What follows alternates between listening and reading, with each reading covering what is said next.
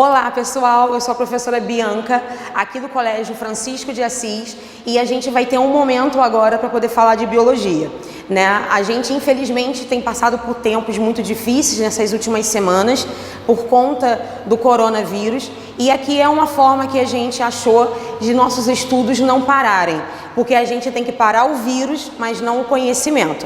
Durante a semana, você recebeu uma lista de atividades de biologia e agora a gente vai fazer a correção desses exercícios, tá bom? Vem comigo.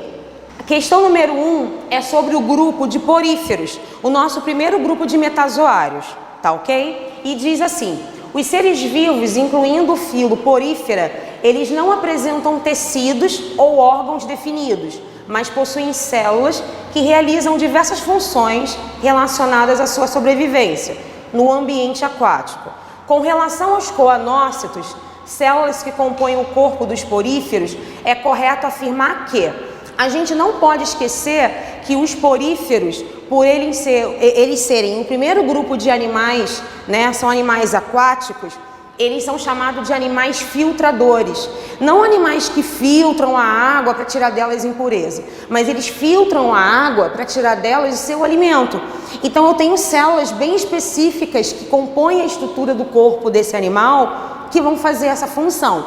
Então diz assim na letra A: são responsáveis pela distribuição de substância por todas as demais células do corpo do animal por meio de plasmodesmos. Transformam-se em espermatozoide, sendo, portanto, essenciais para a reprodução sexuada desses animais. São células totipotentes, que originam todos os outros tipos de células que compõem tecidos desses animais. São células flageladas, que promovem o fluxo contínuo de água, promovendo a nutrição desses animais pela circulação da água no átrio da esponja. Ou são células flageladas, responsáveis pela dispersão da espécie em sua fase jovem. Vamos ver o gabarito? O gabarito dessa questão é a letra D. Por quê? Os coanócitos, eles são células que têm um flagelo. Esse flagelo, ele vai ajudar essa célula a fazer o fluxo contínuo da água. A água vai entrar pelo corpo da esponja, passa pelo átrio e vai sair pelo ósculo. Então, enquanto esses coanócitos baterem os seus flagelos, a água ela vai ter sempre um fluxo contínuo, tá ok? Então, a resposta correta da questão número 1 é letra D. Próxima questão. Vamos para a questão número 2. Essa questão agora ela vai falar do segundo grupo de metazoários, é o grupo dos quinidários. Lembra que nesse grupo eu vou ter as águas-vivas, as anêmonas, eu vou ter as caravelas, tá? E aqui diz assim, é uma questão de vestibular e ela é um pouquinho capciosa porque ela pode te confundir com a célula da esponja, que é o coanócito. Então, cuidado, tá? Muitos alunos, eles acabam confundindo o coanócito das esponjas com a célula dos quinidários. A questão diz assim: na epiderme dos quinidários, há células que apresentam um líquido tóxico, capaz de causar a morte de pequenos peixes e queimaduras em humanos. Qual é o nome dessa célula típica desses animais? Coanócitos, que é a célula típica das esponjas, né, do grupo dos poríferos. Porócitos, quinidoplastos, células mioepiteliais e células flamas. Vamos para o gabarito? Quinidoblastos são as células também chamadas de quinidócitos. Então você pode pegar livros que ela vai vir ou quinidoplastos ou quinidócitos. Os quinidócitos na água viva, eles vão estar sempre sendo encontrados nos tentáculos. E é por isso que quando uma água viva ela toca na nossa pele, ela pode queimar, porque elas são chamadas de células urticantes, aquela célula que queima, porque essas células, elas quando entram em contato com a pele, elas liberam um chicote. E nesse chicotinho da célula, ela vai ter substâncias que vai dar a sensação de queimadura. E a grande maioria das vezes, em animais pequenos, causa a morte desses animais. No nosso caso, em seres humanos, a gente vai ter queimadura, né, dependendo de algumas espécies de água-viva ou caravela, pode causar danos bem maiores, tá bom? Então o gabarito certo dessa questão é letra C. Próxima questão. Terceira questão, a gente vai falar do grupo dos plateumintos, tá bom? Animais, vermes de corpo achatado. Plateumintos são animais de corpo achatado dorsoventralmente. Alguns representantes do filo têm vida livre. Esse vida livre são aqueles vermes que não causam mal, né? Não causam doenças. Todas as vezes que vocês lerem um animal que tem vida livre, são animais que não causam doença alguma. Sendo aquáticos ou terrestres. Planária é um exemplo, tá bom? Outros são parasitas.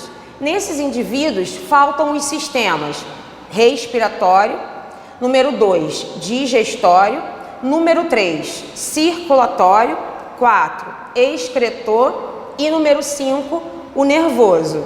Vamos para a resposta? Então, os plateumintos, eles não têm sistema respiratório e eles também não têm sistema digestório. Os plateumintos são vermes que vão fazer a absorção de nutrientes, ou melhor, a absorção do gás através de difusão. Eles respiram pela superfície corporal do corpo do animal. E em relação ao sistema circulatório, também não. Eles não têm um sistema circulatório complexo como o dos animais que vão vir dos filos mais à frente. Normalmente a gente fala e a gente classifica esses animais de acordo com as novidades evolutivas que eles trazem. Existem animais que vão ter novidades evolutivas muito mais, vamos dizer, arranjadas do que outros. No caso dos plateumintos, eles não vão ter nem sistema respiratório e nem sistema circulatório. Próxima questão. Vamos para o grupo dos nemateumintos. Esses já são vermes, não vão ter corpo achatado. Eles têm o corpo no formato de cilindro, né? Como se fosse um formato de uma caneta. E ele diz assim: o filo nematoda, anteriormente chamado de filo Askelmiltes, inclui animais que apresentam um corpo cilíndrico, alongado e com extremidades afiladas. Marque a alternativa que indica corretamente duas outras características dos nematódios.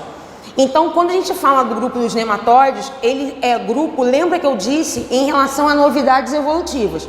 Os grupos que surgem à frente sempre vão ter algo que o grupo de trás ele não tinha. No caso dos nemateumintos, o que você acha que ele pode ter de novidade que os vermes anteriores, que são chamados de plateumintos, não têm? Vamos à resposta? Eles vão ser triblásticos e pseudocelomados. Nesse grupo de nemateuminto, né, o grupo desses vermes, eles já apresentam os 3 folhetos embrionários: endoderme, ectoderme e a mesoderme. E eles são pseudocelomados. Eles têm um falso celoma. Dá a sensação de que o corpo dele está sendo preenchido por um líquido, porém não está. Ok? Próxima questão. O grupo dos moluscos. No grupo agora dos metazoários, ele é o último grupo, tá? Os moluscos são animais que apresentam um corpo mole e normalmente possuem conchas. De uma maneira geral, o grupo desses animais costuma ser dividido em 3 partes básicas. O grupo do molusco, eles vão ter o seu corpo dividido em partes que acabam sendo repetidas nas outras classes. E aí a gente tem cabeça, membro e tórax, cabeça, cefalotórax e abdômen, cabeça, massa visceral e o abdômen, cabeça, tórax e abdômen, cabeça, massa visceral e pé. Vamos para a resposta? Cabeça, massa visceral e pé. Quando você olha o corpo de um caramujo, você vai ter a cabeça, aonde normalmente você vai olhar, ele tem antenas, ele vai ter os seus ocelos, né? Olhos pouco desenvolvidos, mais para ele poder se ambientalizar com o ambiente, e aonde ficam os órgãos do sentido. A massa visceral fica dentro da concha, é onde ficam os órgãos desse animal. E o pé é aquela parte de baixo da concha que ele usa para poder se locomover. E ele acaba liberando um muco que acaba ajudando nessa locomoção, tá bom? A gente termina por aqui. Eu espero que você tenha gostado dessa aula, que você continue estudando dentro de casa. Por mais que a gente esteja vivendo um momento muito difícil hoje na nossa sociedade, no mundo, no nosso país, no nosso estado, É de importantíssima a sua participação nesse processo, né? A gente tem que continuar o nosso trabalho. Você está num ano muito decisivo, é um ano que é onde alguns já vão começar a prestar concursos, inclusive testar o Enem, e estudar faz parte do seu compromisso. Então, estamos aqui e o que precisar é só nos procurar. Tchau, tchau.